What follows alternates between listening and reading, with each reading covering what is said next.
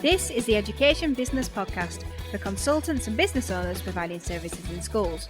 I'm Claire Riley, and I'll be sharing how to start, grow, and scale your education business. Jenny, welcome to the Education Business Podcast. Oh, thanks, Claire. Thanks for having me. So, we love a good story on the Education Business Podcast. I feel like I say this every other week, which I do, with somebody new. So, tell us a story how you left teaching and went into not only business, but also charity work as well. Yeah, I'd be delighted to.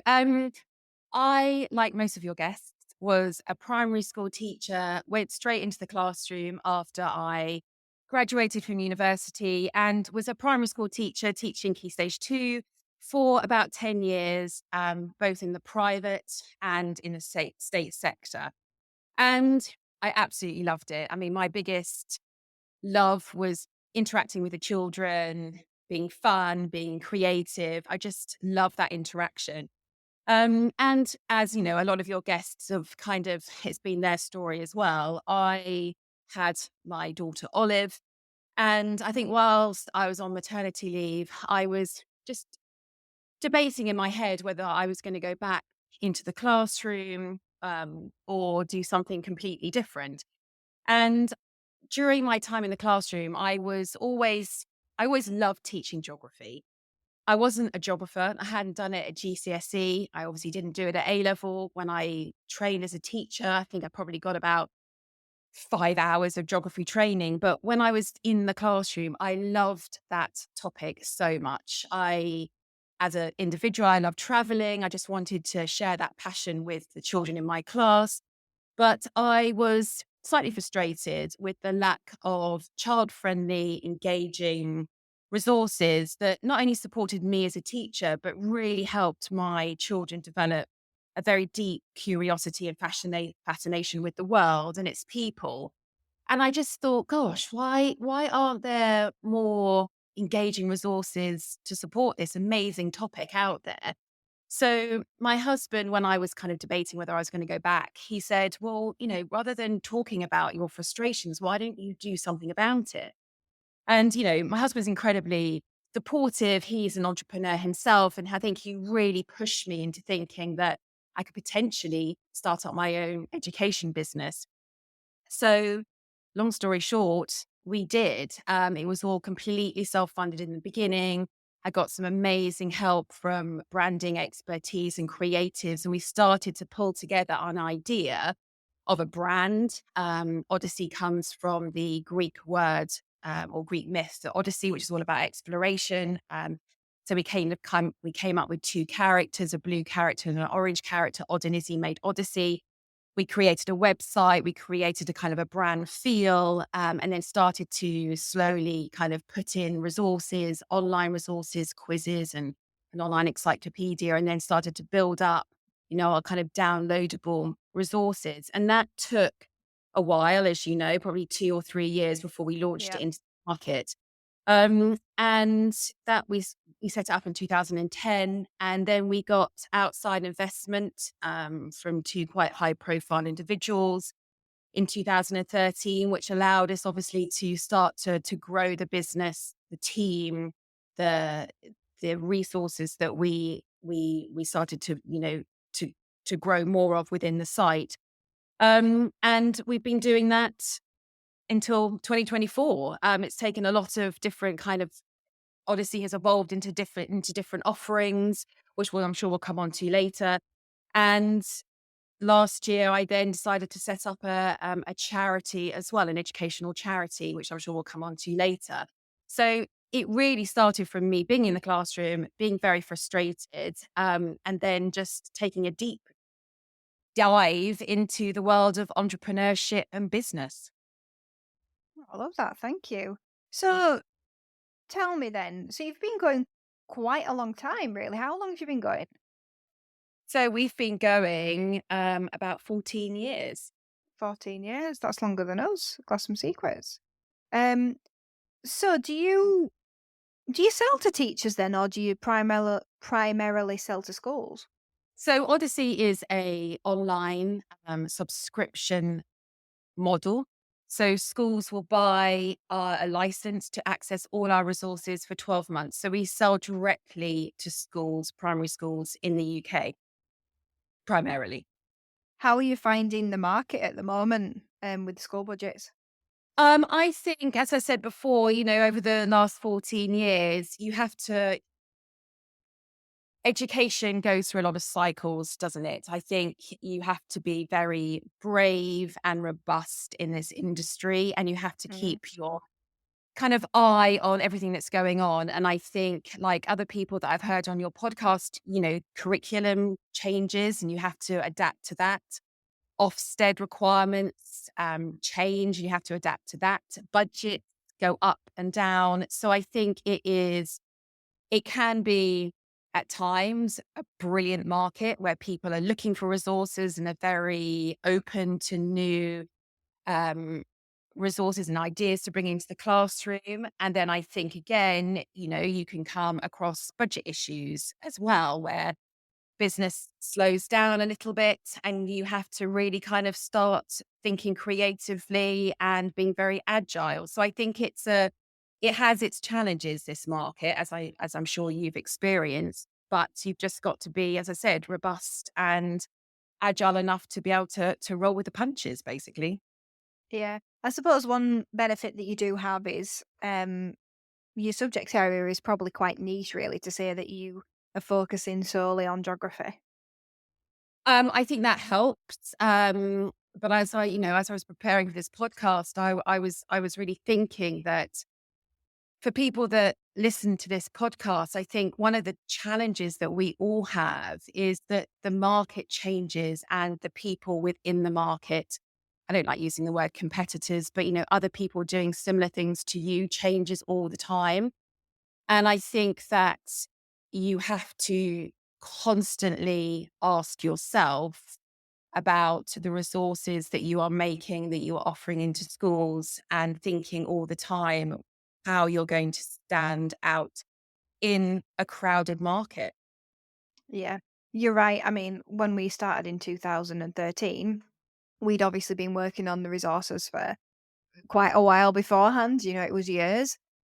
But the in terms of competitors now, it is a lot more difficult, and I think, when we started, we weren't really chasing, a big competitor, but they didn't really have competitors, and we were small fry.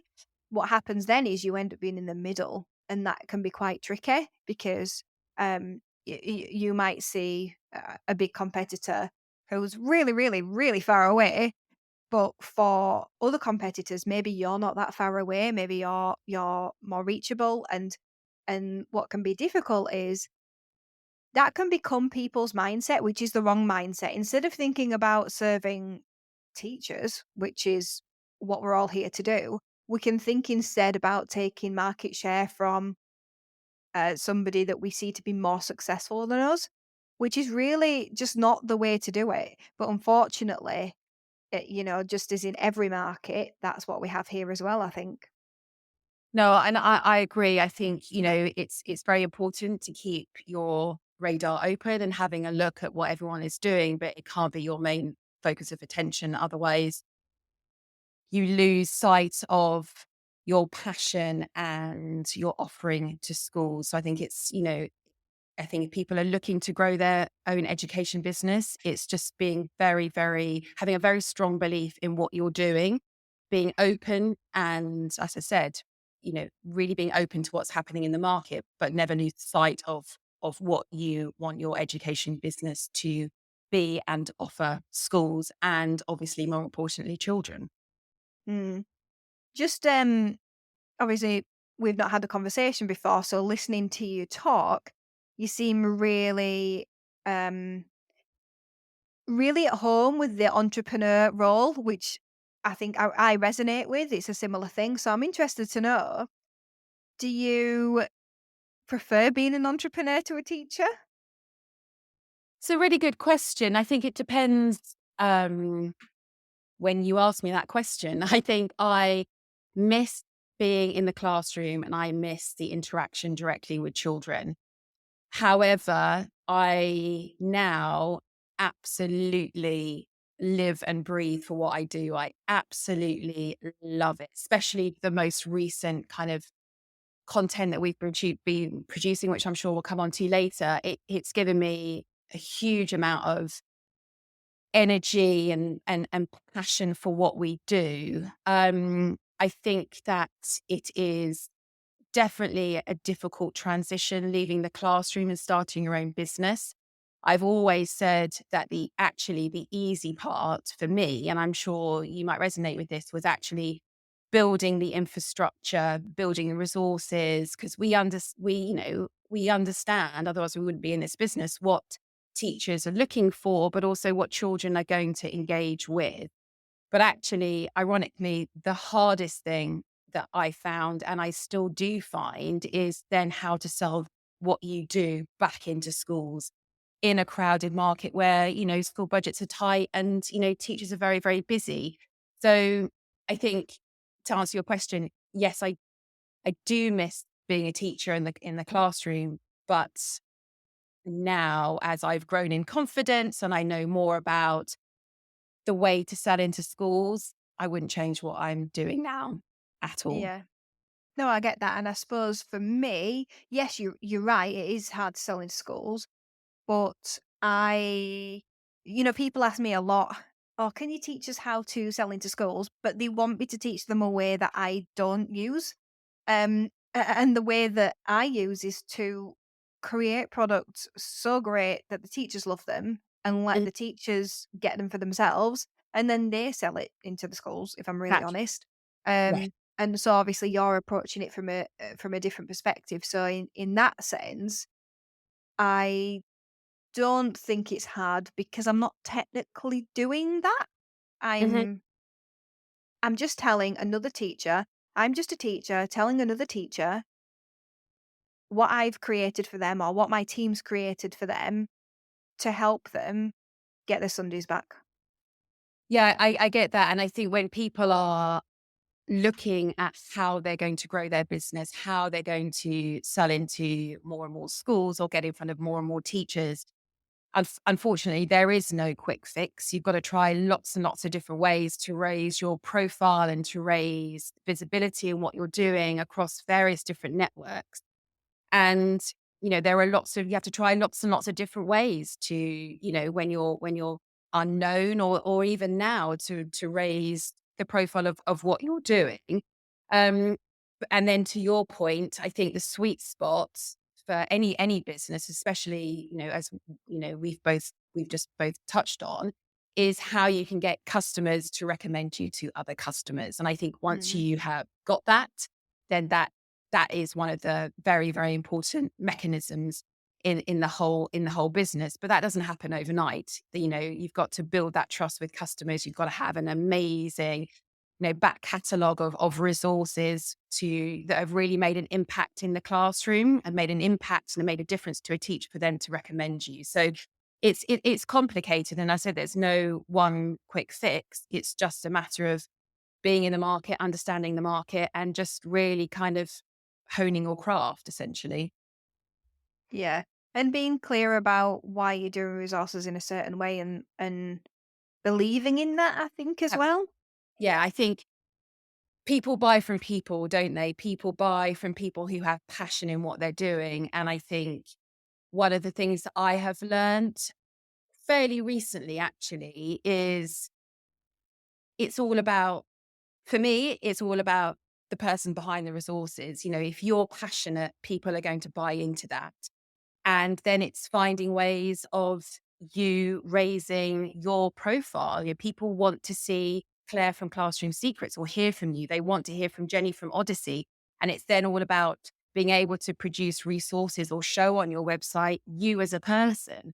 Um, and that's a lot of people don't like to do that. Sometimes they like to hide behind a corporate wall or to hide behind stock imagery, et cetera, et cetera. But I know for myself, that I've had to really almost reinvent myself and put myself out there to be able to show people that the team behind what we're doing are passionate people and we're in it for a very simple reason is for us, it's to really create very enthusiastic, knowledgeable geographers in primary schools around the UK.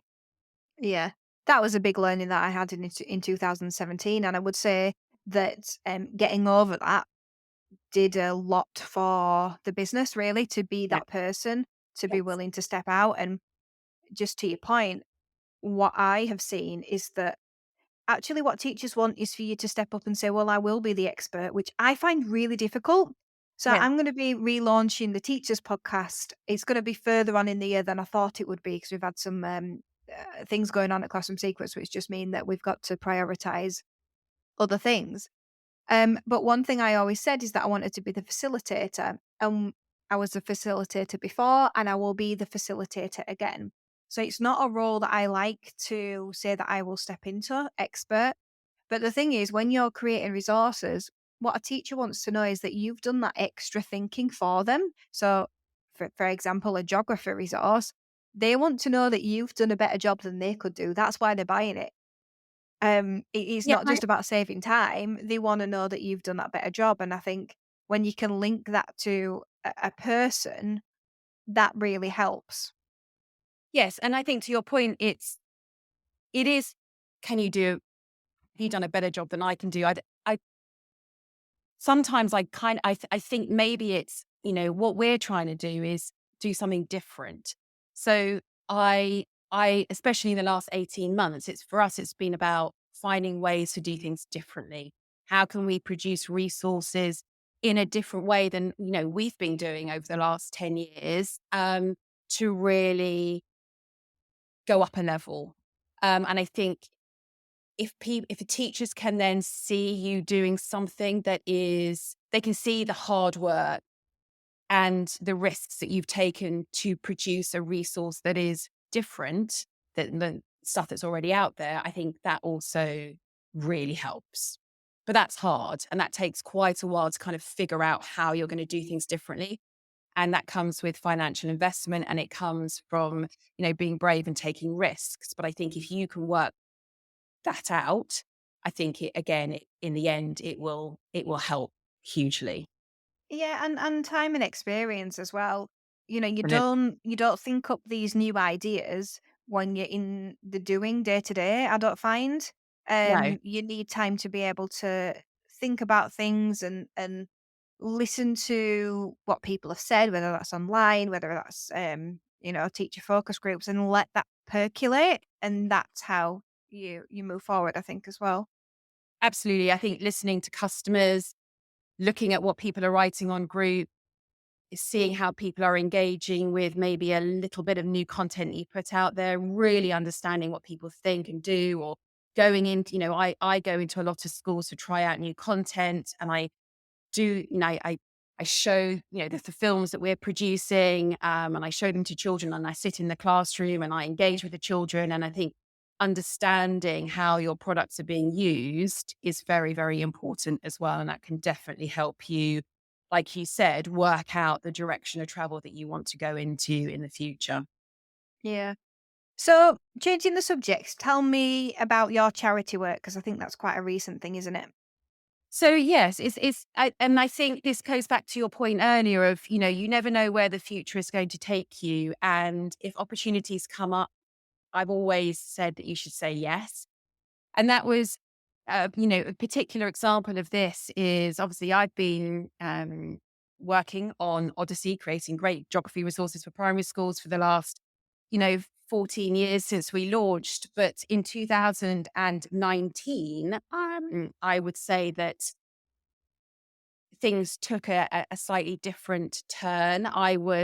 The story is quite interesting. My husband's best friend was getting married, and he told me that a gentleman was coming to his wedding, and he told me that this person was the first person in history to walk to the North and the South Pole in 1989. His name is Robert Swan, OBE, a very, very famous polar explorer. So obviously with my geography hat on, I was like, that sounds amazing. I really want to sit next to him at the wedding. So I did. And we got chatting about, Antarctica, which I was very, very interested in, but also my education business. And he said to me, "Well, it sounds like you're very interested in Antarctica, and you've got a great platform to be able to showcase this amazing continent to children around the world. Would you like to come on a trip to Antarctica with us?" I am taking business leaders on a boat to the Antarctic Peninsula, where I'm going to show and educate people on, why Antarctica is special and why it needs protecting. Would you like to come with your husband and your daughter? So, my husband and I went home and had a chat about it and thought, wow, this is an amazing opportunity. We'd love to do it, from a personal perspective, from a education business perspective, and also, to show this to my daughter, who was 13 at the time. So we went on the boat, and Rob asked me, would there be a way to reach children back in the UK whilst we were in Antarctica? And I said, well, I'm sure there is. Let's see if we can set up a live Zoom call from Antarctica, which we amazingly did from the boat in a very horrible storm. And we did a 10-minute live stream on Antarctica about it as a continent and why it's very special to about 40,000 school children in the UK. A lot of these schools weren't subscribers to Oddizzi. We did it for free. Um, and the feedback from schools was absolutely amazing. And the teachers were saying, the children love learning about Antarctica. There's very few resources out there. We'd love you to create more. So I looked at Rob, and Rob looked at me, and Rob was obviously very keen on creating ambassadors, young ambassadors for Antarctica around the world to potentially help protect the last great wilderness on Earth as they grow up to be kind of the decision makers of the future. So we both decided that, when we came home, that through Odyssey's expertise, we would create 7 short films about Antarctica, and we would offer them to schools for free um, outside of Odyssey, and we would set up a charity to enable those films to be housed along with teaching and learning resources, which we did. And we set up the 2041 school charity last year. And we put the first of the 7 films on there. And we got, I think, 2,000 schools sign up for that in the first 6 months, which was absolutely amazing.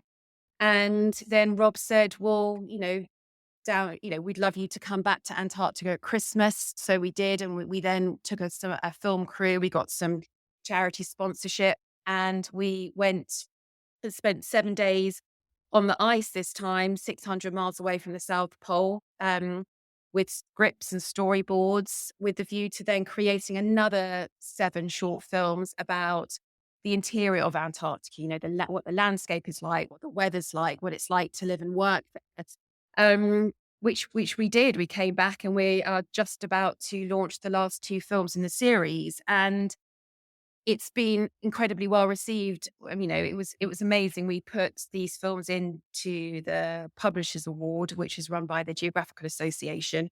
And in 2023 and 24, we won a gold award both years, which was an amazing achievement. I don't think the GA have actually awarded a gold for the last 8 years. So we're delighted with that. And that's been a very exciting kind of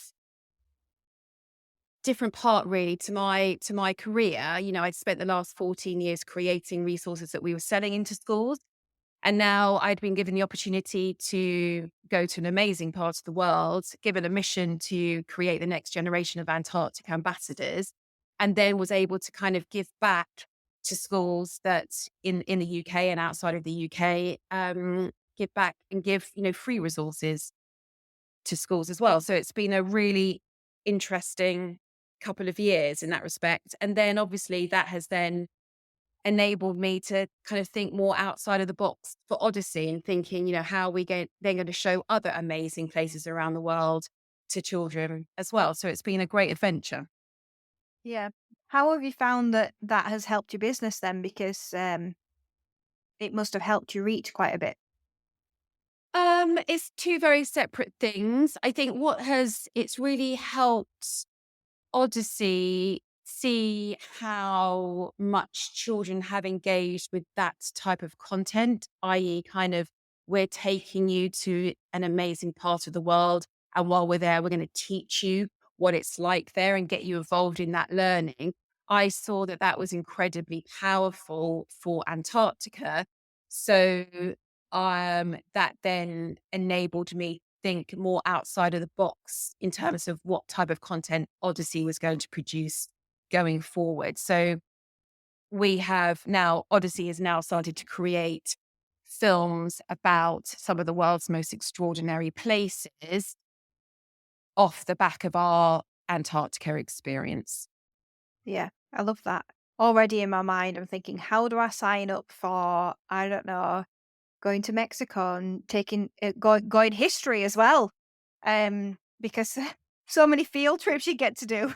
Yeah, it's very exciting. And I think, for me, as we touched on before, I think, the longer that you're in education and the longer that you're in a kind of a resources business, you are constantly thinking, how can I make this better? How can I take this to the next level? How can I extend my resources for us, downloadable resources, teaching and learning resources to films. And I think, we, over the last 18 months, we have done more of that. We've traveled to, through Odyssey, we've traveled to Everest Space Camp, to some amazing places in the UK. And actually, 4 days ago, we've returned from the Amazon rainforest where we've been filming a series of films to help teachers bring to life their topics on rainforests. And also we visited a volcano while we are out there. So we're producing films on volcanoes. So I think for us, it's thinking outside the box. How are you going to evolve your resources over time to make them more engaging and hopefully create more of a buzz within the classroom and the staff room? Yeah, and create something that might not necessarily be there as well, I think. Absolutely. So there's a long answer to your question, but I think, having that chance meeting, going to somewhere, taking a risk, setting up a charity, giving back to education has been amazing.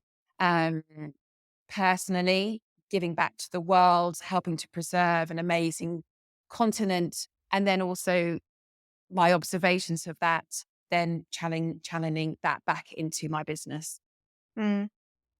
So you were a teacher and you started a business, and in the beginning, the early days, I guess, it was just you. At what point did you realize that you needed to make this business bigger than yourself rather than just a job that you love? Very early on, actually. I mean, it was, as I said at the beginning, we brought in lots of experts to help us kind of, as you know, build our website, sort our branding out, etc.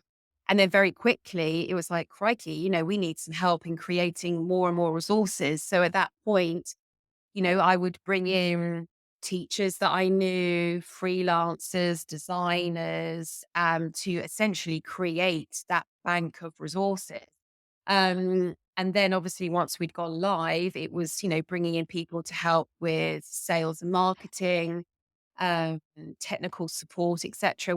I've always, kept a very, very small internal team, paid employees, but I have used a lot of people, freelancers, consultants to to help me create resources or to grow our website, etc. So very, very early on. And it's it's amazing really, people that you meet, people who hear your story, people that buy into your passion and your vision for the future.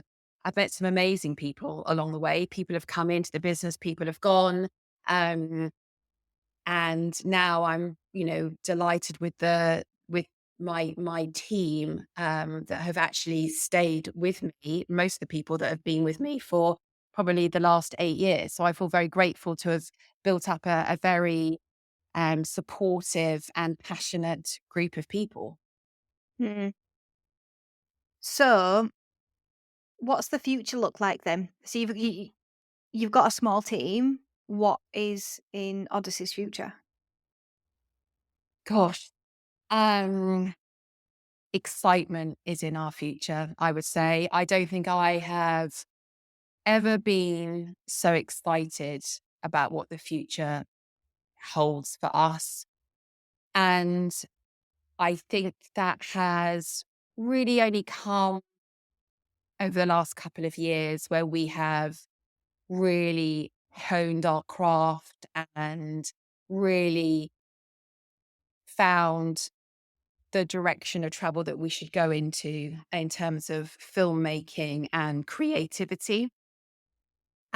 We've got a lot of exciting plans for new films in the future to really show children, as I said, amazing parts of the world and just grow our content into an amazing bank of resources that teachers can dip in and out of and really support geography in their school. And I think if for me, everything that we produce going forward has to have that excitement factor.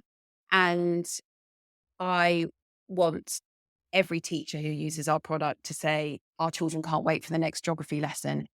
And I think because of that excitement that we are hoping for within that feedback from teachers and schools, that really drives our vision for the future in terms of what content we can produce. Yeah. I think it's lovely that you've stepped into something new that you're really passionate about. I think when you've been in business a long time, it can get quite draining. You can kind of lose your way a bit. And it's brilliant that, 14 years in, you've got this new thing that you're passionate about. And I think that evolves. I think, the business that you start off at the beginning, especially the one that we started off is very different to the one that we're in now. And I think that comes from, the market changing, saturation points in the market, new people coming in, it gets harder and harder to potentially sell what you originally thought you were going to sell, 10 years ago. Um, and then it's all about, isn't it? It's challenging yourself to think differently, how you're going to, how are you going to change and how you're going to keep evolving your product into school. And I think if you can find that passion in yourself to constantly challenge yourself in, what you're thinking and how you're producing resources, I think that gives you the passion to move forward and to evolve. So you mentioned at the beginning that there's a lot of competitors, and obviously in the geography space there are some competitors in my kind of side of things, where we're creating resources, but also I see in the education market there are other competitors who are maybe doing things a bit differently. Perhaps they've had quite a lot of investment. Do you see yourself ever selling to some of those bigger players in the future? Yeah, I mean, I think you should always be open to those conversations. I would never not have that conversation with anyone. I think we've built a valuable business. We've got, thousands of schools using our products. We've got a great retention rate. I think, we are making resources that are amazing. So I think any business should be open to those types of conversations. I've always thought that the market is very busy and there seems to be at times a lot of people in the same space doing the same thing. And I think that also is very confusing for schools to know who they should go to. I said there's quite a lot of noise. So I've always thought that actually if there's potential for businesses to collaborate, to join together, to harness expertise that they have with creative expertise that another person has. So I think there's always potential for mergers and investment and buyouts. So I've never said never to that. It's finding the right fit, isn't it? And I think if you're passionate about what you do and you see the value in what you do, then having those types of conversations are valuable in terms of extending your reach, extending your subscriber base, and accelerating your business. So I'm always open. Yeah, absolutely. And I completely agree. And I think until you start having these conversations or thinking about these things and talking to people who actually know something about it, there's so much that you don't know. This is one of the reasons for Education Business Club, helping people build value in their businesses, because a lot of times people think they have value in the business, but they don't really have very much value until an investor comes along and goes, "What is this?" And puts a value on your business that you weren't expecting. I think everyone thinks, "Oh, I can definitely sell my business for £1 million," and it's really not the case. It's only them, and they've got a couple of freelancers. It's just not how things work. And I think just opening the door and being open to it teaches you a lot about building a valuable business, whether or not it's something that you want to do in the future. Um, it's useful for you anyway, I think. And you touched on a key point there, which is we could all have in our mind, well, it's okay because one day I'll retire the business and then I'll just sell it. We could just be a solopreneur. We could have no idea that actually nobody wants to buy a job. Um, but also we're really not factoring in how much of that process and that um, relationship needs to be built in having the similar values, values that work together, values that complement. Like it's more like dating and trying to find a life partner than it is about going to selling a house, for example. Yeah, and I totally agree. And I think, you will be obviously giving this advice to people within your education business club. But I think very early on, it was drilled into me by myself and other people about what your key metrics would be. And I think obviously it's having those key metrics in your mind the whole time in terms of, how many new schools you're bringing in, the content, the value in your content. And also, obviously, the most critical thing is your retention rate. So you've got to keep your eyes on new sales retention rates the whole time, because that's obviously that's a key metric. And then it's obviously your content as well. Creating content is very, very important. Um, and then it's placing the value on the new content that you're creating and your IP that surrounds that as well. So it's having those key metrics in your mind the whole time helps you drive the value in the business going forward. Yeah, and I think, being open to what might need to change as well, because businesses change, and you might Absolutely. not always have the right ideas at the beginning. And I also think a lot of learning comes from taking your eye off the ball in some of those Yeah. areas as well. Um, and sometimes you can't learn those lessons properly by somebody telling you that, but you need to experience it yourself to realize, oh my word, that was something that I just needed to keep a handle on. And so I think, you know, I suppose what you've described is not wrong, but nobody's going to do it the perfect way either.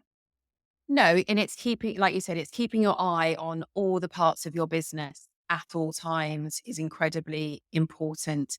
Jenny, thank you so much. This has been such a good conversation. Obviously, we've never chatted before, but yeah, I'd love to chat again. It's been really, really helpful, I think, to many people listening, knowing that you can stick around as an education business for so long, and that you can move forward and have a small team, and you can sell into schools without having to sell to teachers as well. So thank you. It's been really insightful. Oh, it's my pleasure. Thank you so much for your time. And I think for anyone listening to this who wants to start their own business, education business, do it and don't ever lose your passion. Yeah, really important. Or at least if you lose it, find it again. Thank you for listening to the Education Business Podcast. To get more information to grow your business, sign up at educationbusinessclub.co.uk.